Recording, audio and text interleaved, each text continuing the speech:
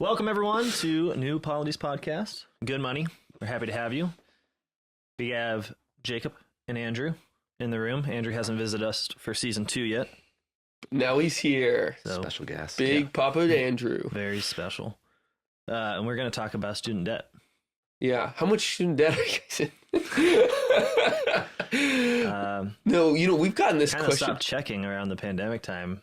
When Yeah. it stopped mattering? Well, right. I mean, it was wild. My father had given me some advice.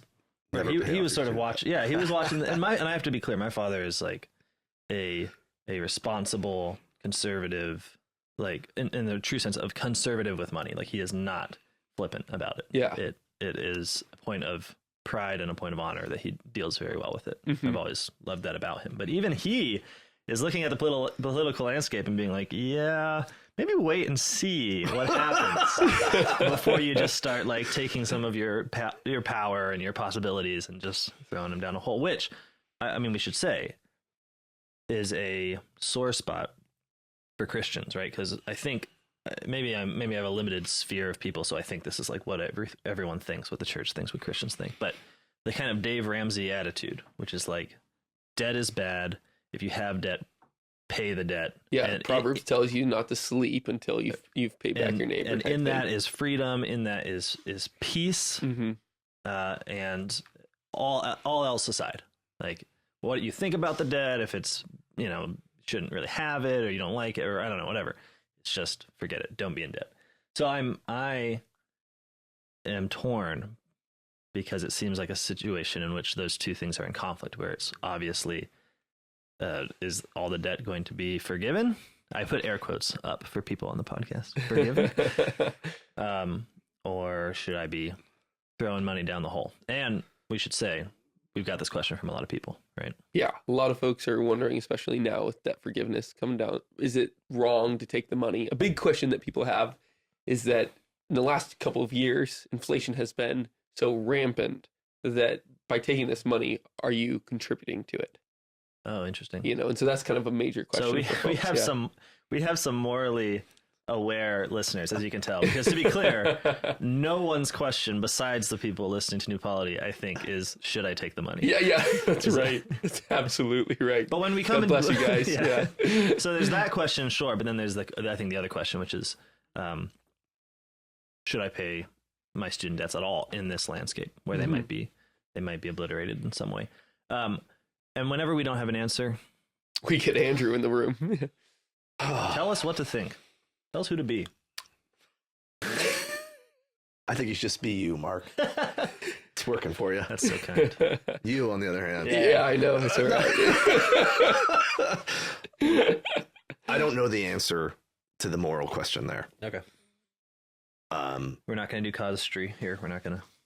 I always get nervous about that kind of thing because Right. I just don't feel qualified or have the disposition, the proper amount of like compassion to think it through in the right. Right. So I'm not good enough for that. But I would say that, I mean, where I would begin in my own thinking, and this maybe just goes to show about the way I think about things, is just why student debt exists. Yeah, no, I think we should talk about the structural. And that's for me, that's because I always revert to sort of like structural historical analysis and all this kind of stuff. And I realize that that's a distraction in a lot of ways from the moral life, but it's what I do.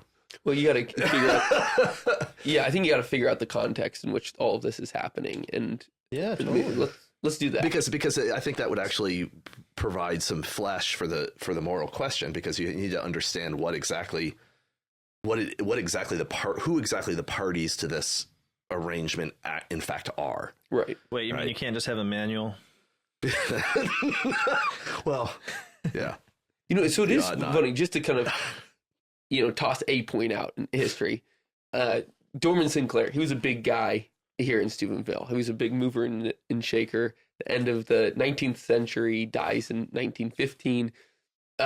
He ran Union Bank, which is like on our street. It's just over, where that law office is. Yeah. On the other side. Yeah. That's where it was before he built the Sinclair building. He never had a mortgage fail on him. And he always said that mortgages were for absolute dopes. You know, I can't remember his exact line, but it was for people who are a total failure in life or something like that. Which just shows you a completely different world, you know, back then as we are today. But he said like this, but despite the fact that he had that opinion on these people, he worked, you know, his tail off to make sure that they weren't failing on their debt, but also that they were paying it back in a timely manner. The average time that it would take for somebody to pay back their debts to him was 5 years. Wow. The 5-year mortgage. So at that time, this was not common, and it also wasn't a big problem. You know, it wasn't common, and it wasn't shackling people for a long period of time. Yeah. Today, we're using debt for everything, and we're just used to living decades, you know, with it. Yeah, no, I mean, old people that I just presume come from a time where there wasn't like rampant student debt, because I think of it as like, well, that's our young person issue. But then they're like, yeah, no, I still haven't paid it back. Like, dude, you're about to die. Well, I mean, I think that if we're talking about the structural components here, I mean, part of it is that it is for at least your early adult earning years, you know, into your peak earning years. Yeah, totally. That you're in debt. But I mean, I think what's interesting about it is that the way in which there's a I don't know what I'm trying to say. Like, it's almost a self-fulfilling structure where you say, in order to succeed in the middle class, you have to have a college degree, right? And that becomes true the more it's the case that everyone who succeeds in the middle class has a college degree. But it's not true, because the college degree itself enables. What I mean is, it's not true that the college education itself enables you to succeed in the middle class. It's true because the qualification or the degree is a ticket that allows you to be in the middle class, totally, regardless of your education. Totally. Right? Your education doesn't matter, and so I think it takes this structural pay to play. It's a pay to play scheme, right? Exactly. And the pay to play scheme seems obvious, both in declining educational standards. Right. Like, we have more people going to college, but we are lowering all admission. Like, across the board, all admissions are easier. Oh yeah. And so standards across everywhere are just collapsing. They're irrelevant. I mean,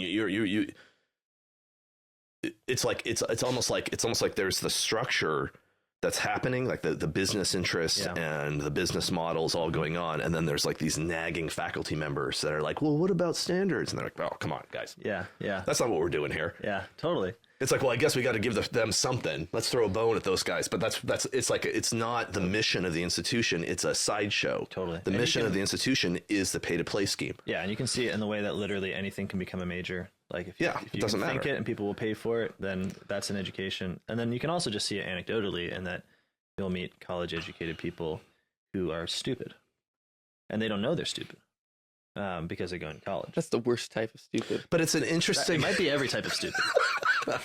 Might be part of being stupid. He's making reference to a conversation we had this morning about different kinds of stupid. But so when people say things like, "Oh," like very often these days, you'll hear people say things like, "Everyone doesn't need to go to college," or that, you know, but it's not really true, right? It's true in the sense that it ought to be true that everyone doesn't need to go to college. Like, you don't gain anything from college that is necessary to be a receptionist. But the truth is, these days, without a bachelor's degree, you're probably not going to be a receptionist. No, I know, it's wild. I mean, you think about business schools. Right. Business schools teach almost nothing. And when they do teach, it's ideological. And even when they aren't teaching ideology, they're not actually doing anything that's going to make you a better manager of a business, which is inevitably what you become, is a manager of some franchise, generally speaking, unless you just get into finance, then you make money on money. Right. But it's like they're not offering anything in terms of an actual, like, make you capable of running this business. Right. And they must know that at some level. Well, yeah. I mean, yeah, I'll let you say those things about my business colleagues. I don't want to stay with that. But the point holds, I think, really actually kind of across the board, where college becomes more and more sort of holding pen for adolescents, right? So you borrow an immense amount of money in order to go for 4 years or so and live a sort of resort community lifestyle with your buddies and your friends, and you have a blast, and it's really fun, which it is, right? It really is fun, because being on vacation for 4 years is awesome with your buddies when you're 20, right? Okay, so it's a really like awesome experience. And then you've done it, you've got the debt, you've come up with the money, so it doesn't matter which way, you know. And then you get to be launched off into the middle class.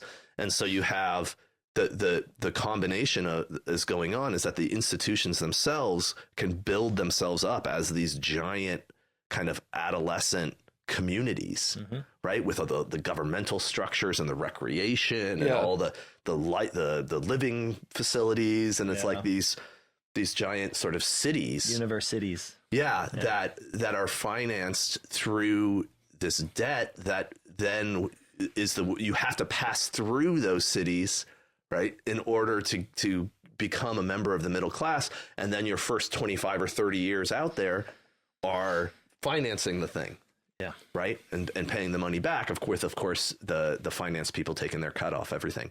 Right. Of course. So but all it really gave you, it didn't really give you anything other than just a really great time for 4 years. And it is funny how you talk to certain university administrators, and they kind of admit to that, saying like what we are providing, like the best of them will say this, what we're really providing is a formation of our students.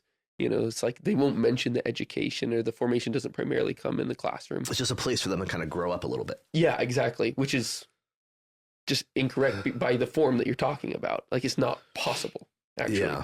But I mean, I think what happens is that universities increasingly claim as their own results what are in fact the results of life itself. Yeah, so, like you grew up. Like, yeah, that happens and this is generally true of liberal institutions, right? They want to claim as a product of money and man what is in fact pretty much coming out of God and nature. like we're contributing a little, and it just seems obvious in the university system. So you'll hear people say like, "Oh, I loved university. Like I met my wife there, and all this." It's like, yeah, it's true. Like, because of the university brought you guys together, you met your wife. Totally. But to think in that way, it's like, but should we have a society in which you pay $30,000, you know, a year to meet your wife? That's cheap, by the way. Yeah, I know. So that's a really cheap school. I don't actually know. Well, no, I mean, people met their wives before that. I know, right? Like, I think they did. Yeah, I mean, I think so. There were ways. Sure. There were ways for young people to have fun and meet each other and hang out before that. This system, right? But what's fascinating to me, they might have been better at it. Just like looking at population growth stats, you know. What's fascinating to me is the way in which the structure fulfills its own claims. Right. So it's like saying, OK, I'm going to try to give an analogy, and really it's a really bad one, probably. But whatever. I just thought of it right now. So it's probably terrible. Is it sports? No. Oh, boats. Nice. I'm going to go with boats. So it's like there's like a ferry that's getting you from A to B. And it's like, well, we're going to make a rule that in order to get on the ferry, you have to have a ticket. OK, and so you have to buy a ticket. That's how you get on the ferry. And it's like, great, okay. And then there's people on side A that want to get the side B, and the people who are running the ferry go, hey, look, everybody who makes it to the other side has a ticket, right? Tickets are the only way, or tickets are the way that you make it, as if that then becomes like not their own rule. Do you see what I'm saying? Like, it's like, well, you could make a rule that only the first 20 people have to buy tickets. You could make a rule that only the people on the upper deck have to buy a ticket, and the people on the bottom deck don't have to buy a ticket. You can make whatever rules you want. Right. And so the fact that you've structured this system in this way, you can't then use as an argument that the system works. Yeah. It's like the system is your own rules. Right. And so when they say things like, look at the success rates of college, how much more money college educated people make than non-college educated people. And it's like, yeah, but you've made it so that anyone who has any aptitude for making lots of money has to have gotten a college degree, Right. Right? Like And then you're saying, look, equal. college degrees equal more money. Yeah, and it's like, well, yeah, that's exactly the way the scam works. Like all you're doing is explaining to me how the scam works. Wow.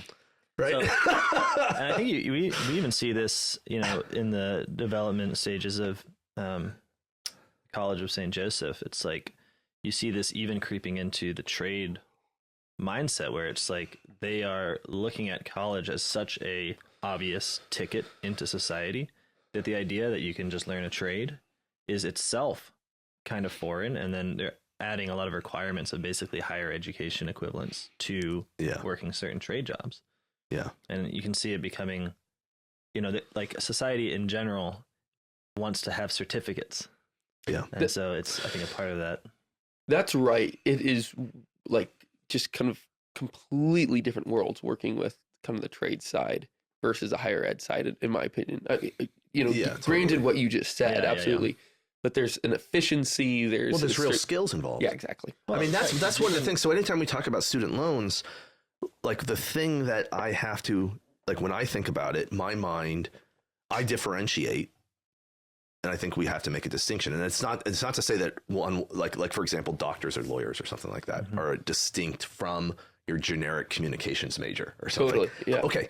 Now, but that doesn't mean that everything that doctors and lawyers are doing is good. I'm not saying that. I'm just saying there's a different scenario because and other things are like that too. Yeah. Like nursing. They get real technical skills. There are real skills that are being taught that are actually enabling you. Like you can't be a nurse without going through nursing school. Right. Nursing school is what teaches you how to be a nurse. Yeah. But and so there's something different there because there is in fact a product and an exchange that's happening. It may be inflated. The price may be ridiculous. That all may be true, but it's at least not the same as a straight scam. Right. With a straight scam is just, you give me $40,000 for 4 years and I'll give you this piece of paper that then makes it so you can get a job. Yeah. And you're like, great, I need the piece of paper to get a job, so it's worth it to me. So I make the exchange. It's like, yeah, that's actually like an extortion racket. Yeah. Is actually what that is. Yeah, we're going through this certification process with the state of Ohio right now to like be able to call ourselves a college for St. Joe's. And they say, it's not a big deal. It's just, we just want to ensure that you're not just taking kids' money and not giving them a real education. We're all sitting around looking at one another like, when did you begin to care about that, man? Well, I mean, it's good. It's good at least that they do that. Absolutely. I mean, it's kind of refreshing in some ways that Ohio cares. The state tries to care. Absolutely. No, I think it's a good law. It's just, it's just not the way that I think it was set up after. I mean, this is the biggest thing that we've heard from them. It's like, they just haven't done this in a while. It's really, I mean, I used to say things like, it's our form of indentured servitude and stuff like that. But I actually think it's worse than that. Okay, so because indentured servitude, I mean, you guys know, but just for people who maybe are unfamiliar with the basic form of it as it existed in American history was that you would make someone in England, a poor person in England, would make an agreement with someone that in exchange for their passage to the New World, to America, that they would agree to serve as basically a kind of like servant, like a kind of a unpaid servant, like a sort of temporary slave, for 2 years or 3 years or something like that, and then they would be, and that's what they pay in order to have passage. Yep. And so it feels like this is a kind of indentured servitude where it's like you agree to pay this amount of money in order to get that passage into the middle class. But the reason why it's worse is that the person from England was actually moved from A to B, right? Like what I mean is like they at least put you on a boat and like did something, right? But if that's not even happening, right? If it is just that we structurally control access to these goods, and we're saying, access to this way of life, and that you pay this amount of money in order for us to just sort of like open the door. Yeah. Right. Then, and there's no real goods being exchanged of any sort. It's worse. Yeah. So I want to talk a little bit about like why or what's happening money wise with all this. Okay. So we just looked up Texas A&M, one of the biggest public schools in the U.S. I think it's second largest. For the 2021, they had net gains of assets of $1.1 billion. Gains. Yeah. Right. Net The total profits. assets was something more like, was it 20 or 30 billion or something? Yeah, 19. I 19, think something 20 is what billion, came yeah, into okay. came in the door, and Yeah. their costs were 10. Yeah. Okay. You know, or Yeah. or excuse me, that can't be right. But anyways, Oh, yeah. there's- So, okay. yeah, Got it. but So, their profits were 1.1 from the year prior. That's like the actual grain. Yeah, it was a 1.1 increase. The Yes. actual profits were it's like 7 billion or Sorry, so the revenue was significantly more than that. I can't remember the numbers, but their profits were 1.1 billion. Yeah. So that's like what they had more from the year prior. All right. Right. We're all clear on how numbers work. All right, great. That is really staggering for a number of reasons. One is that Netflix, huge corporation, made only 4 times that amount. You know, so if we're talking about the major corporations that are forming our society, is that you have a single college that is racking it in as much as kind of the things that we all consider to be the most powerful and productive companies today. You know, along those lines. The other thing is that students are still getting up to their eyeballs in debt for going there. So here's kind of the question is, all right, you had these gains of $1 billion, and not every college has been able to pull that off or university has been able to pull that off. But at a certain point, like, you don't need any more money. You know, your endowment's huge. Like like what is being invested is tremendous and sufficient to pay all student debts, like the residuals coming from that. So No, I'm sorry, you're saying that the universities generally have enough money on hand and invested in the market that they could The big simply, ones. the big ones, definitely. Yeah. They don't need Offer- tuition. they don't need tuition Gotcha. anymore. So here's the question: is that why continue the charge? What is it about student debt that makes it kind of a sacrament of this age that everybody has to get in it? Why give up on? I think that it. I mean, okay. Why so, not give up on so tuition? it's a complicated. There are people who directly profit from the debt itself. Like there's interest being charged. Okay. Oh, yeah. So there's direct profit. Right. For the government, because that's not through the college. No, but it's either the government or it's private financiers that Sure. are often working through the government, and there's no risk on it because the government backs it all. Right. Okay, so you're making interest without risk. Right. Okay, which ought to be illegal. I first keep of all. looking to do that, but Okay, but I mean, no one lets me. yeah. But so there's those guys. There's that apparatus going on. Yeah. That's a real thing. But that's external to the university. But It is. presumably Yes, they have right. influence. I don't know. I'm just guessing. Sure. I don't think that's nothing when you're talking about trillions of dollars. I mean, that's 5 or 6% is a lot. But I also think that I think there's a more structural component to it, like social structural. What it is like to be in debt. It's not just that going to college is your ticket into the middle class, but being in debt is the condition of the middle class. So like you're initiated into the middle class as a middle class person, which means now you have to work because you're indebted, right? And now go ahead and buy a car in debt, buy a house in debt. You have your college. I mean, and you start your 50 years of working for the machine, right? Yeah. And now you're bought in. You're bought in having spent 4 years. You're bought in on getting the certificate. You're bought in on starting out with your first pile of debt. Yeah. Right. Like you're a part of the system now. Yeah. I mean, it's something like that, I think. Right. Yeah, I think there's probably a few things go through my mind. Is one, if you get to the point where you've paid all that money, or you've been convinced that it was worthwhile, once you're through the system, it's hard to say, I regret doing that. Because that's 4 years of your life. It gives you everything it promises, doesn't it?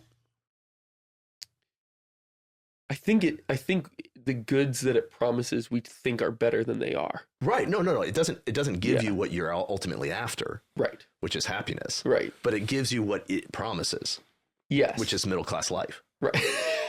And that's debt. Yeah. Right. Like. That's right. But it does kind of like create some sort of like a Stockholm syndrome for a lot of people. totally right. Yeah, that's what I mean. You're bought in. Like Yeah. you've bought in. You have flesh in the game. Yeah. Well, I mean, Your- this is why universities call you and ask for your donations after they charged you. Then you Yeah. get because the presumption is that the Stockholm syndrome is so complete that they can ask for more money. I think that that's correct. I mean, you look about what college does. Okay, so it's not. I mean, we've been talking about this in this sort of like neutral. College doesn't do anything. It's like you pay your money and pass through, Yeah. and that's not quite true, right? Because they're also ideological propaganda factories, right? Yeah. So you pay your money, you go in, you don't really get educated in something that's useful to you. Mhm. What you get educated in is what integrates you more perfectly into the machine, right? Okay, so you get integrated into the politics that are appropriate for the running of the mechanism. You get integrated into the value structure that's appropriate to the running of the mechanism, right? You get indoctrinated into all that. Then you have a bunch of debt piled on you, and you get sent out to be a part of the structure, the Yeah. power structure, right? Yeah. I mean, it's a full package. And is then what I'm saying. further having to conform to the market standards, Now et you cetera, have et cetera. now you it's not merely that you love it in a sort of twisted way. You Mhm. do, but there's also like a threat hanging over you, Right. right? You're also indebted to it, Right. right? And so you have, but you know your way out of that threat is to just do what you're supposed to do, Right. just like you did. You've done what you're supposed to do. Hey, you just do what you're supposed to do and keep this going, and it's going to be fine. And it's really interesting too that there's no natural bubble, like regular economic bubble for higher education as there is for so many other industries. Like, so for instance, we saw a housing bubble, the collapse. Demand was growing, and then all of a sudden just shrunk like that. There's not really that same thing in higher education. Why? Because the government keeps giving you the loans. Like there's It's no not- end to the loan system, right? Right. So there's no, so when you kind of, there's no point in which people run out of money and thus demand ceases, which is kind of how normal economic bubbles work, right? And so in my mind, I thought some few years ago, like when we, Andrew, If there's a bubble, it's going to pop. yeah, like Andrew and And I, people say that all the time. right, but we thought, or at least I thought when we started to, talk about this more, is that the way in which the bubble would burst for higher education would be all of the parents who really started to get up, high in debt, are now having 16, 17, 18-year-old kids and saying, I'm not sure this was worthwhile. Yes. So a That's- cultural bubble. Yes, the demand ceases not because of some sort of shrinking money, I think you can feel some of that happening in some sectors of the society. which but is precisely why Biden is doing this debt forgiveness thing. He's trying to, yeah, prop it up. Yep. Yeah. I mean, I think. Sorry, slow that down for me. So Biden is doing what exactly? Who knows what will actually happen? Yeah, I mean, yeah, what he's well- actually doing is trying to buy a bunch of votes before November. Sure. yeah, obviously, right. Okay.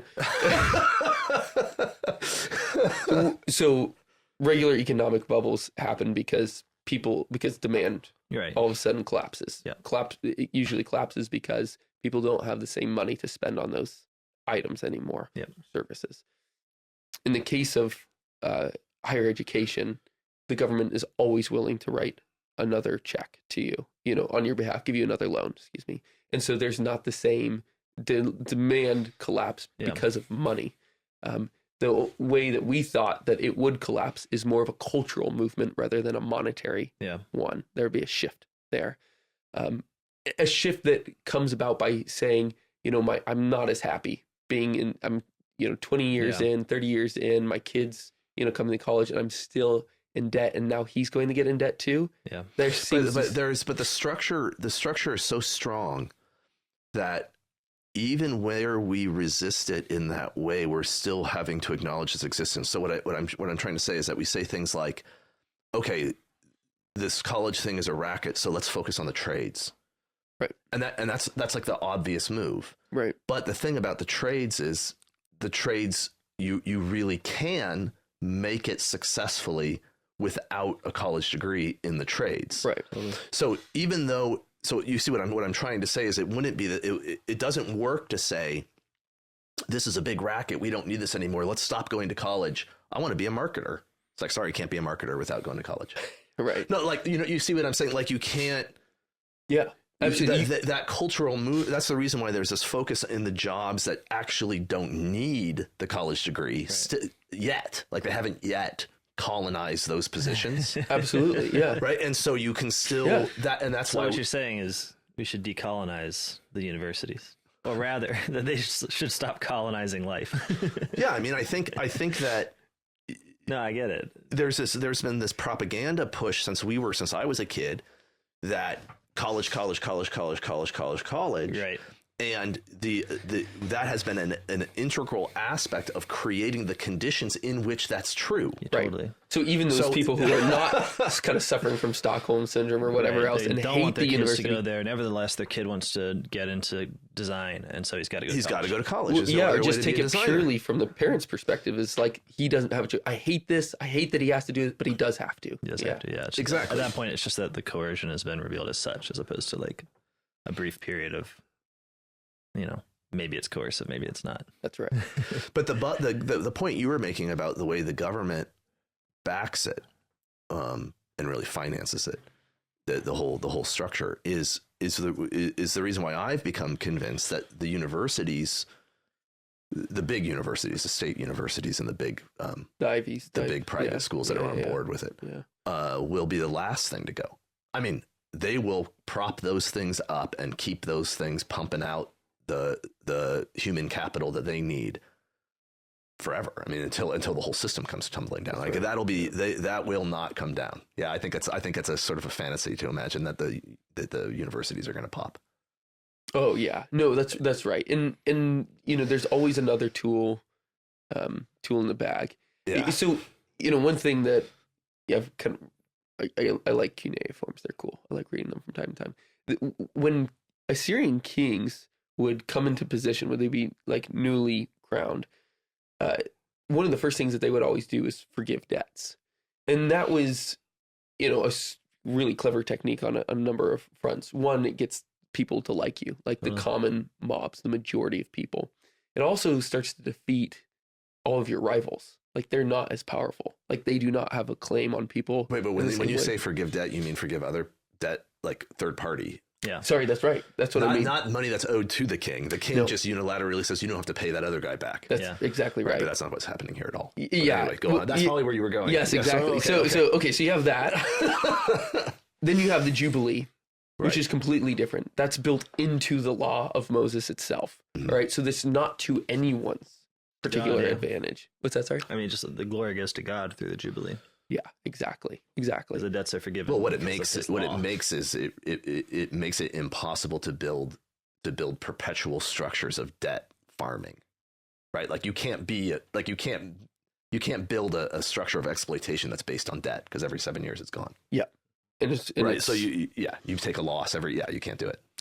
And so, kind of like all things in our culture, as soon as we go post-Christian and pagan again, we start to do something that's similar, but it can't be the same because Christ did come. Like we're always going to be like different now. Mm-hmm. And here, which is so interesting, is that there is one entity that holds all debt. Like even if we consider not just universities, but all the banks, all the financial institutions, is that they are in absolute cahoots with the state itself. Oh, it's one system. Yeah. It's a monolith. It's a monolithic exactly. system. And so all of a sudden the debt forgiveness that happens here is not so much for one king to defeat his rivals or to get a leg up on them, as it was in that Assyrian case, but it is just to ensure that this entire class of people, that the structure itself perpetuates. Yes, right. Because it but to its own glory. No one is unlike going the to Jubilee. take a loss on this. Yeah. On this sort of debt forgiveness. Mhm. Because the only people losing are the people that can print money. Well, the people who are losing is the people who lose through inflation or whatever the consequences see of the what you're saying. government printing as much money as it needs to But cover. I mean, the government who is owed the money doesn't lose the money because they make the money. Right, exactly. When they forgive, It's their creation. it's theirs. It's just Yeah. a decree. But the people who have their money coming to them is still going to go to them. yeah. Right. I mean, even the universities. Yeah. It's not like debt forgiveness means that the universities don't get their money. Right. They've already gotten their money. Exactly. right? I mean, it's not like when we say debt forgiveness, what we're saying is that the universities need to pay back the money. Yeah. Then I'd be all for it. Sure. Yeah. I think that it's like, great. Well, why are we talking about debt forgiveness and we have two entities, the government and the students? It's like, where's the third entity in all this?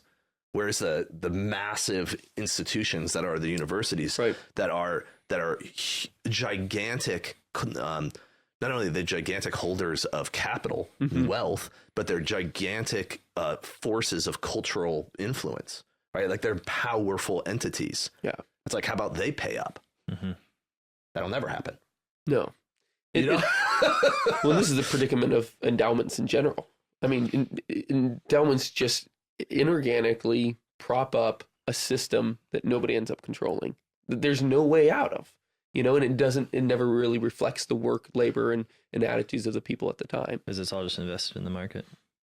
Is that what you mean when you say endowment? Is money invested in the market? Well, you don't have to work to be able to sustain the entity at that point. Yeah. They don't have to prove themselves. Other people's labor does Yeah, that. it doesn't actually work by, the best parts of free market enterprise at that point. Right. That makes sense. In some ways, it seems like a extension of the militarization of society generally that we've seen, especially after World War II,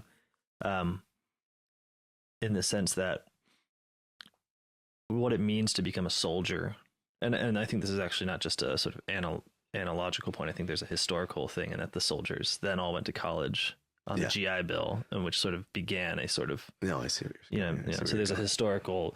Everyone goes to college. I think I would probably kind of like everyone goes to basic training. Yeah. Well, this is what I was going to say. I was going to make a lot of analogies. Don't ruin them. Okay, sorry.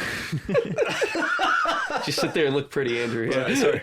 I have family members going in the army, and yeah, that's it, right? So, the idea about becoming a soldier is that you give yourself a duty, right? You put yourself within a coercive mechanism where you have a hierarchy, you put yourself in it, and you swear an oath to defend the Constitution against all enemies, foreign and domestic, and you put yourself within a situation of spiritual obligation to defend the nation, right?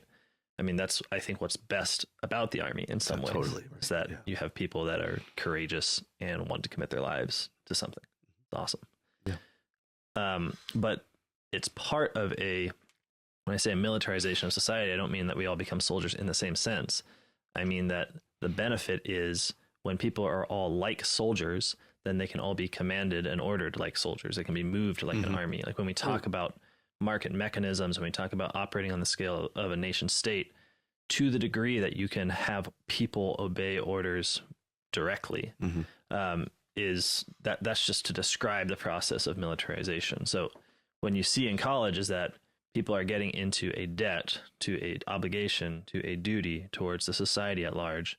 They're quite literally sleeping in barracks, taking training to become commandable in that way. I mean, if you think of it most cynically, it's like what you learn in college, if you're just doing some degree that doesn't really give you freedom and ownership and independence and all that, what you're doing in college is basically learning the cues in an analogous way to which the actual soldier learns the salutes and learns. I think that's right. And the main education that people are receiving at the main institutions right now is how to be obedient. Yeah, how to respond to the orders. To the orders. In the way that orders are given to laymen or to civilians. So there is a structure for giving orders to soldiers, and it's very obvious, right? But there is a more diffuse structure for giving orders to civilians, and it comes through the universities. I'm not saying anyone has that in mind. Maybe they do. Maybe there's. It's interesting that it doesn't have to be explicit for it to be what's really happening. Well, right, because this is what I think Catholicism offers the world of conspiracy theory as its corrective. It says, yeah, no, totally, you're right. Total militarization of society is upon us, and the reason is because our vices always tend towards the same direction. Our sins always tend us towards the same kind of directions where we become slaves. Sin leads to slavery. Now, there's a whole myriad of ways to go from sin to slavery, from your greed and your fear and your anxiety making you a slave to other people. It's not one route. It can sometimes be a guy who's like, I would like to enslave some people for my own gain. And that does happen. It happens a lot. but it's not the only way. No, right. In fact, it works most often much more subtly. Yeah. I mean, I read an article that was in a lot of ways silly, but it was kind of informative, that by a guy who was a student, I think at University of Chicago or something like that. And the gist of it, a current student, and the gist of it was just how shocked he was when he showed up there at the level of servility of his fellow students, because he was talking about, I think at one point he was talking about how like COVID restrictions were half on and half off, and like you never really knew what you were allowed to do where, and different professors were different, and how the student body, how his fellow classmates were just scrambling to figure out what were the acts that they had to perform in order to achieve the approval of the authority structure, right? And like totally willing to do whatever those are, right? And that he was shocked by just that level of servility. And it's like, well, that's basically what the universities are for at this. I mean, if they have a function, the function is to induce that level of compliance, right? And that's where the structure that we've been talking about, where the structure of rewards on the other end are real, right? It's not false. The rewards are real. Like you do it and you'll get the promises will come. And if you don't, the punishments will come. Right. So which is also like the military, right? Like the rewards and punishments are both there. They're both real. Yeah. Right. And I was going to make a simple analogy, which is to say the difference between the military is that it's all listed out. It's all clear. But then I thought, right, but that's not true either, because if you're actually in the military, you're doing the same kinds of things, which is make friends with your idiosyncratic colonel or whatever to get the promotion you need. I mean, it's all the same kind of stuff. Right. It has a frame of, a constitution, like rules that are completely absent, not absent, but not admitted in civilian life. It's interesting that I might be going off on a tangent here away from student loans. I hope that's okay. The way that the ideology that's being advanced at the universities, I mean, what we're getting at here is that an aspect, the education that you're receiving at the university is really just an indoctrination into the ruling ideology. That it singles out basically the characteristics of the people who aren't a part of that university structure. So like the lower class, the working class, the lower middle class, the rural class, right? Like the people who haven't been fully initiated into that as the enemy. You see, like the values of the work of the non-college educated working class, the way they live, the things they believe are the system that are always the systemic racism or the systemic injustice or the systemic that the universities are going to deconstruct. Yeah. But it's always a process of identifying the aspects of the order that are not yet in compliance. Yeah. And then vilifying them. So I completely agree. And everybody, sees that today. But why is it that people naturally or have been kind of organically, almost thoughtlessly doing that? Because it's real. The power's real. So it's not a lie in the sense that they really can hurt you or help you, right? I mean, let me break that down. Let me try and ask this again just to make sure it's clear. So what you're talking about is true. Like the backwoods farmer in Toronto, Ohio, is totally in the the dark bag of deplorables, right, for people who are college educated or college professors. Right. That college professor, however, is not teaching those things just because he dislikes that person, and his freedom and wants to take it away. What is it exactly that motivates that? You don't think it is. I don't think it's planned is what I mean. No. I don't think it's planned. I think that I think that people are more complicated and less explicitly intellectual than the people like us think. Okay, so oh no, totally, what I mean is it's like I think people can viscerally identify the outsider, the one who's not in, and that it's an aspect of human nature that isn't itself bad, that we view that outsider as dangerous. Right. Okay. And so we find, and if we view him as dangerous already, we're presupposed to do that. And then that person becomes, then that presupposition is reinforced, right? Then we can actually get to the point where we find him repulsive. And I don't think that that's an intellectual thing. I think that's a visceral thing. Right. Yep. And then you later try to intellectually justify it. And then you backfill the rationality you need for why he's repulsive. Well, but the real reason why he's repulsive is because he threatens your security. Right? And I mean, that's... Well, and there's the fact that in America and really the West generally, institutions of power are only ever built up on the idea that they're liberatory from power. Mm-hmm. Right? So we live in a revolutionary state, which means that oddly, maybe it's not odd, maybe it's just normal, like the way that you gain precisely not the revolutionary power is by claiming that those values Mm-hmm. of the farmer, for instance, the non-educated, Mm-hmm. non-college educated Right. person, are in fact a higher power structure. Like Right. they are scarier. They're and the more dangerous, fundamental power structure, right? which the universities are below, and they have to maintain the position of not actually being the power of society, but because they're fueled in part by the myth of producing the people that can oppose power, because we have no way of understanding, I think, the heroes in our society unless they're the ones who are in revolution against a higher Now, authority. I think that's true, but I would maybe I'm just I saying would maybe push on it a little okay, bit and say that they don't have to maintain that they're weaker than the things they're seeing out there. What they have to maintain is that the dangerous power structures are able to act. Sure. Okay, so They like could be weaker. if you venture out where those structures function, then they're in charge. Mm-hmm. Right. And so you can say, you see, like where you can say the proper order is one in which there are no outside power structures other than the one that we're building. Yeah. The universities and all of our allies are building. And when you're in this place, you're safe and you're one of us, and it's a good thing. But look out there, there's still things that are bad, nasty and wrong. And those, if you go out there, then you're vulnerable. Right. And it can be as simple as like you go home and your parents are not like us. Yeah. Right. Mm-hmm. And so once you've gone home, now you're in a place where you're oppressed. Yeah. Your parents. So you got to get back to the university where you're not oppressed. Right. Right. And then figure out how to destroy families. Right. Yeah. Right. Because you went home for Thanksgiving and like your uncle was a real right.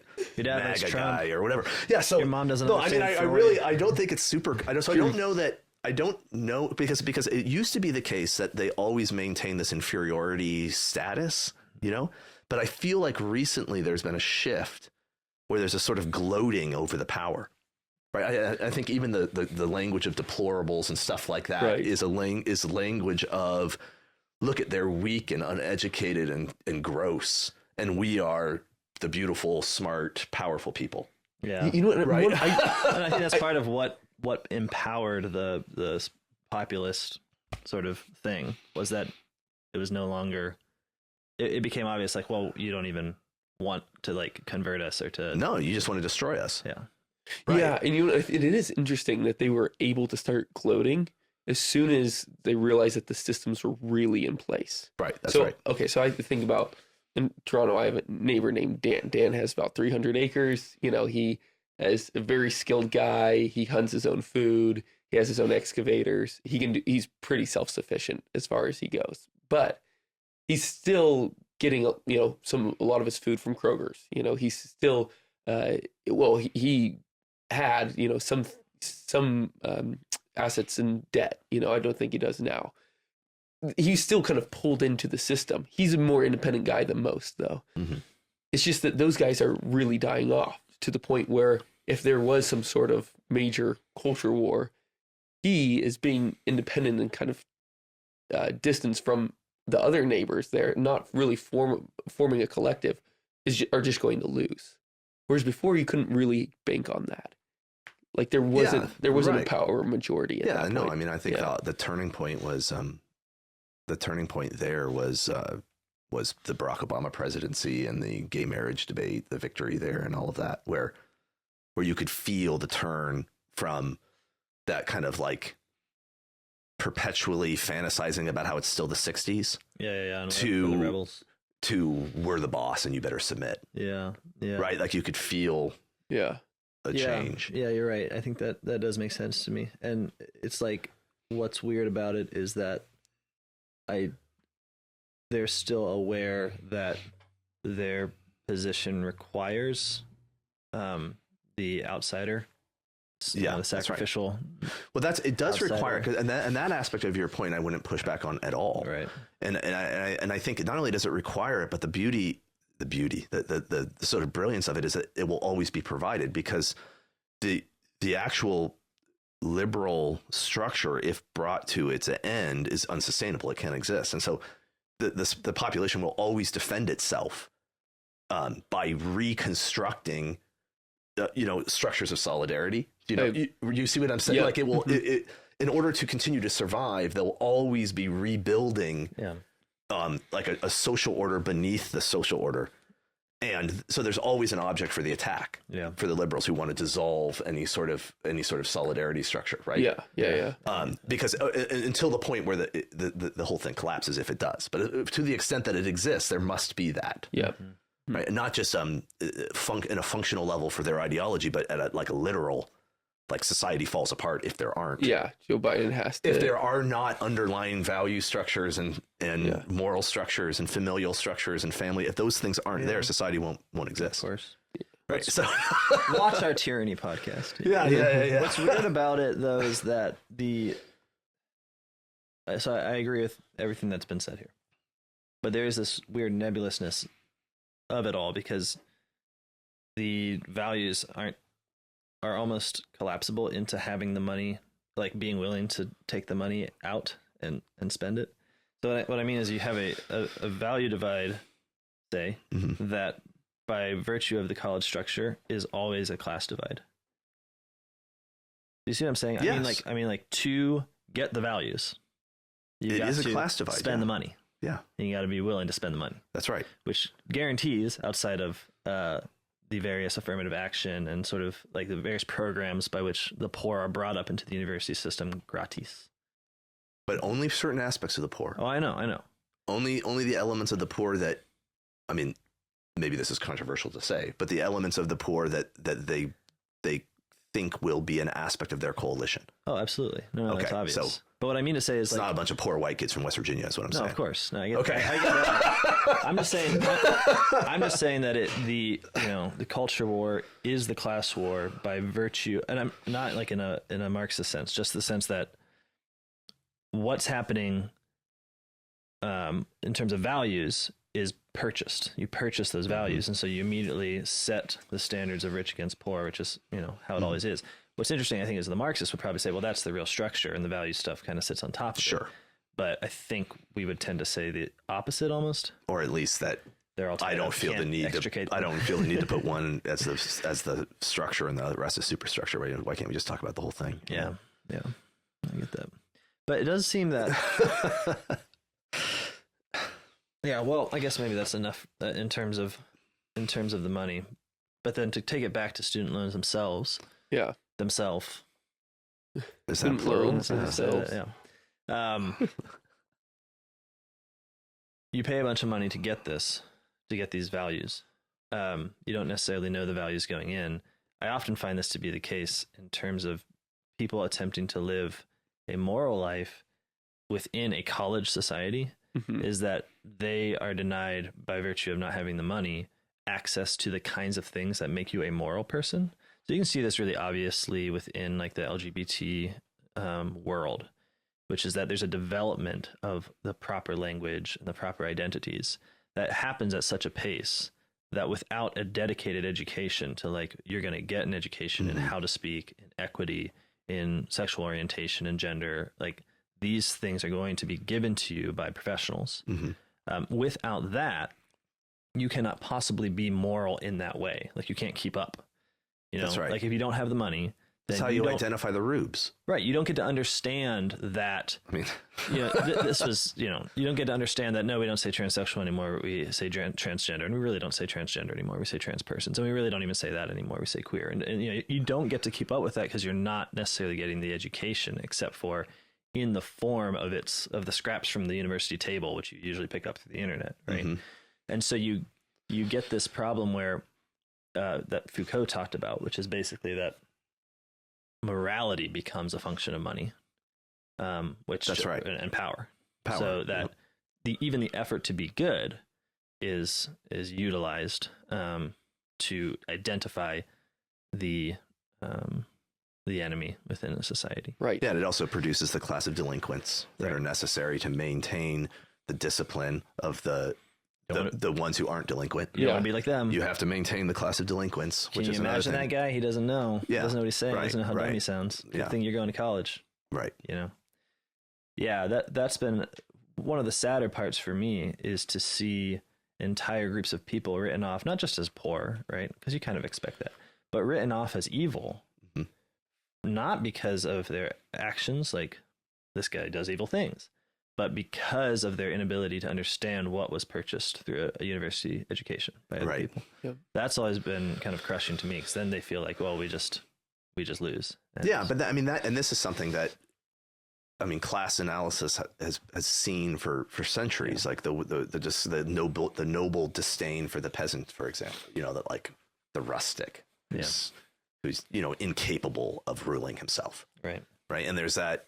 I think that's a sort of fixture of as societies become increasingly oligarchic or aristocratic, hierarchical in a nasty way, as opposed to sort of more democratic and I think in a good way, that those become more pronounced. Yeah. Right. And then they become identified, those class markers, and exaggerated. They have to. Yeah, no, this is why I've always felt that there's like that it's not that Twitter just attracts academics, but that Twitter does the same thing in an accelerated pace as the academy does right now, which is quickly produces rules and then quickly identifies people that aren't able to keep up. And so it attracts that kind of like, well, let's do academic work on Twitter, which is increasingly the reality of the academy. Right. Oh, yeah. But you can see how it has become a sort of perfect fit. I'm not saying that, Jack intended this or anything. But like, it is a perfect fit to have a system where popularity and success is tied to the creation of new rules and then the ability to keep them happening at a rapid pace. Right. Which seems to be already what's going on in the universities, just slower and with tenure. Yeah, but as the university structure, so what you're talking about in the education you receive in the language, the idiom of the ruling class, and then, but as that through like HR departments and things, that becomes integrated into the corporate structure. Sure. Right. So the movement from the universities into the corporate world becomes smooth.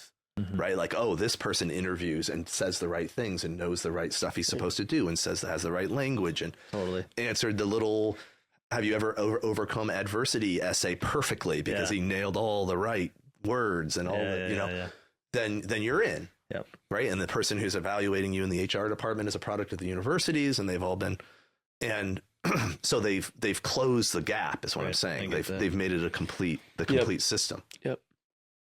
Yeah. All right. So should I pay these things? Well, the money's already printed, so we'll just take it and run. Well, yeah. I'm definitely taking the money. Yeah. That's not the question. I have friends, I won't say their names for obvious reasons, who just changed their address, didn't update it, and will never pay their. Well, that their might debts. catch up with them eventually, but they've been gone almost 27 years. Whoa. So I'm just saying. I'm not saying. I think that when you're dealing with, like we've talked about, you're this, just saying it's an option. I'm just saying I've seen it. I've seen the reaction to this is not. I think when you're dealing with unjust structures that you have been initiated into to a certain degree, then prudence and a sort of self-interested prudence within the structure, yeah. it becomes the Well, name of the game, because right? it is true. How am I and my family going to get through this thing Yes. that wants to take from us? Right. And Right? I Like do think that there are many cases where the answer is to get out of debt by paying the man. Yeah. Yeah. But what you said, though, really, I wanted to bring this up earlier on because I think there's a standard, I don't want to call it conservative, just like conservative incorporated response to student debt, which is that like you got into debt, you agreed, so now you have to, like they view it as there's no structure, there's nothing else happening. I know, but that's because it's super simple. You got into a debt, you got to pay your debt. I know. Right? And why should the taxpayer pay your debt for you or something like that? And there's a mixture of things going on. I know there's a lot. The Freaking Calvinists. The desire for a simple world is, I love it. I wish I could join it. I can't. But but that is coupled with some very, I think, witty sort of rhetorical things. It's like, well, you're saying you can, like, I saw like at 18 you can decide that you're you're a woman, not a man, but you can't be trusted to really know what you're doing when you take out a loan or something like that. Yeah. So there is this, like, they are pointing to a real hypocrisy. But what I think you've shown is that what they're missing, because I do think so many college students can look at that and agree, like, yeah, what's wrong with me? I started to feel bad. Like, I was 18. I should have been old enough to know what I was doing. What was I getting into? But they look back and they just feel this like blur of time. Like, when did I even agree to this? And right. It's like, yeah. And so you have the people who, are older, coming from another age, and are looking at them like, you guys idiots. And then, you start to feel like, oh, maybe I am an idiot. And to some extent you are. I mean, I think idiocy is one of the characteristics of being 18, for sure. You can make that whole argument. But it's also the case that we don't really remember things as decisions when they're presented to us as necessities. That's right. Because it doesn't feel, we always talk about this, well, I didn't feel like a decision, didn't feel like a big deal, I didn't know what I was doing, because for us it's just a means to an end, and the end is being presented as necessary. And even more necessary in the sense of really tugging on what matters to us, because conservatives want to kind of have it like, well, if you could have, eaten and gotten a house and taken care of the basic necessities of life without college, why didn't you do it? Not seeing that actually what drives people is the spiritual necessities of friendship, of fitting in, of belonging, of being a part of the community, of not disappointing their parents. Right. Right. Yep. Getting into the real, like, what's real life? I mean, this is sort of, it might sound esoteric, but I think what college increasingly presents is the idea that only through it shall you have real life. Like, you're really gonna, I mean, they speak in such generalities, but like, you're really gonna become someone who's capable of thinking and someone who's, socialized and all this stuff. So you want to like get there, even if what that means to you at the time of signing is simply, I want to do what's expected of me. So it doesn't excuse the moment of like thoughtlessness that I think I at least certainly committed. It does at least explain why there's a general amnesia within people, because it's like, yeah, I also don't remember like the time when I decided to, not dress in a way that made people point at me and think that I was poor. Like, that doesn't like click into me as a decision, because I did what was expected of me. So that's sort of, I think what's being missed with some of those kind of knee-jerk conservative counters to the loan forgiveness thing is that power is real, right? Like social power is a real thing. Like, it actually has. So people who wield social power need to be held to account more than the ones who are on the receiving end of it. Yeah, I think that's. I mean, and then it is true that the students have some power, but there are other forces in play that are much more powerful, and that any sort of moral analysis of the situation has to take that into account. In fact, that's where you have to begin. Yeah, I would say like the real includes constructs, right? I mean, so if you are trying to, be a part of the community, of like actually maintaining the peace of it, you're going to just do what everybody has done and says, Right. And that's like, in certain contexts, that's very noble, but I think that a lot of that reaction isn't. Again, I think they're grasping for the rationale for what is most often a visceral reaction to, these guys are just paying off they're like this is a move of paying off the class that buttresses this power structure. Like the Democrat Party is paying off as much as they can the upwardly mobile middle class, urban middle class, and the institutions that support them, the university structure that supports them, and they're going to use government resources to do it. And like to see that is like, well, yeah, of course that's what's happening. Yeah. Right. And then to think that's wrong, good. But then why? And then why? Hayek. Contracts. No, I mean, I really like the impulse is correct that that's a wrong thing that's happening. Yeah.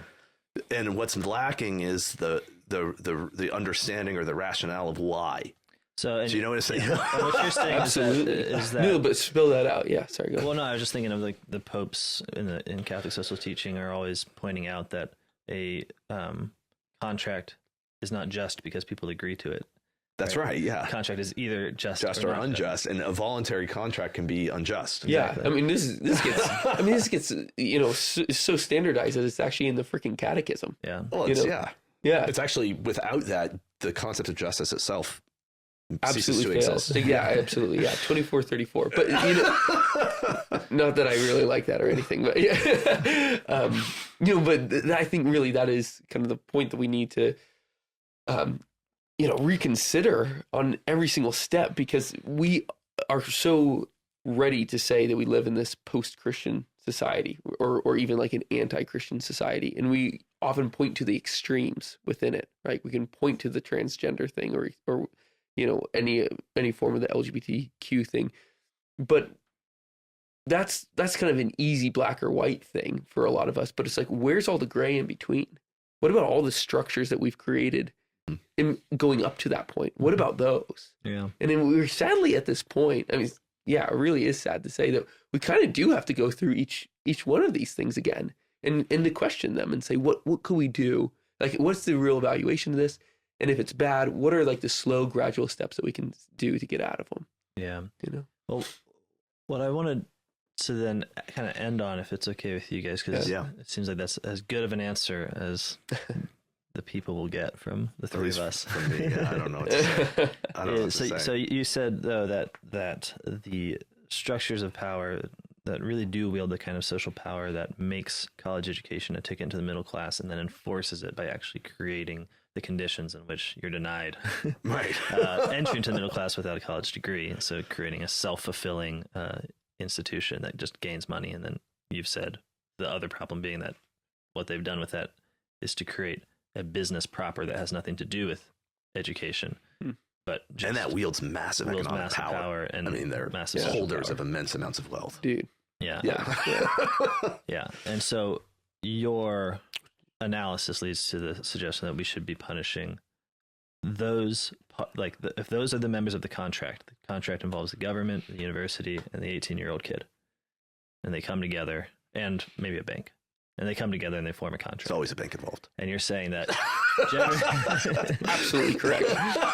Generally speaking, within that contract, the conservative is saying, punish the 18-year-old, make him pay. Even though he's right about his critique, which is that this is a scam. Right. And a way of buying votes. Yeah, right. A bread and circus sort of situation. Yep. So who are you saying to punish and how?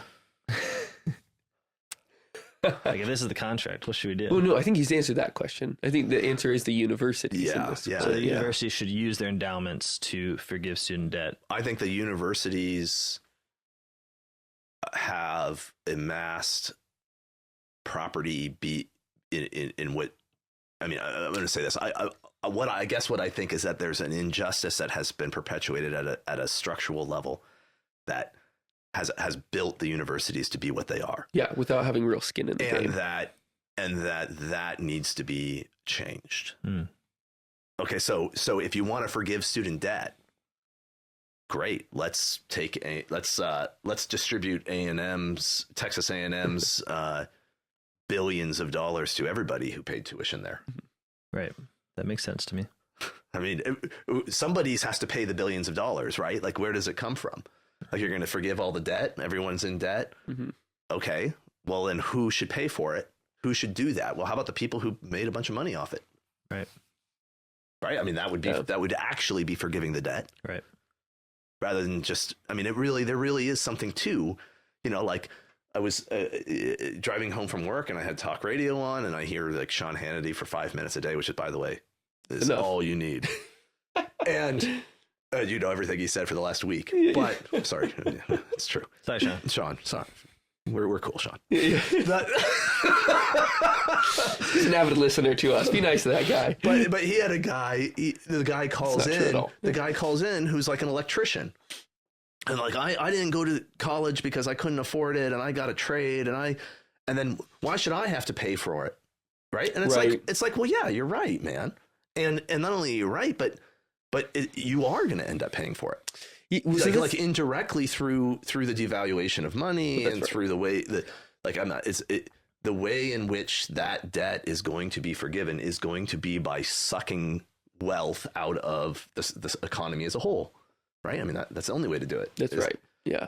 And so if you want to go down the debt forgiveness route, which I'm not opposed to, then I think we need to actually say, well, how did this debt get accumulated to begin with? Where's the exploiter? Who's the one who did the exploiting? And who's, where's the victim and where's the perpetrator? And let's identify the perpetrator and then take the money from him. Yeah, right. Right? I mean, like, that would seem to me to be the just way of going about it. Mm. I figured you thought something like that. I just wanted to draw it out. But that'll never happen, by the way. Why not? Barring a revolution. I see. Yeah. Yeah, no, it's true. It's true. And it is sad. I think this can come across as, well, maybe not. Maybe people are wise to this by now, but it can come across, I guess, as anti-education or something like that. But it does seem to be what actually one of the major victims of this is precisely the people who want to teach, teachers. One of the things that's so offensive about it is that how important education really is. Yeah, that's one of the reasons why I get so offended by it. Right. Yeah. It is, and it is funny. We're too close to the end to really bring up a new subject, but like when John Paul II brings up the proletarianization of professors, he's really talking about this same phenomenon. Mm-hmm. Is where the university has a different end than educating. Right. If you are if you're looking at the purpose of the university's formation, who are the people that are doing it and how are they being treated? And answering that question, you get to figure out what the true, genuine ends are of that institution. Yeah. Okay.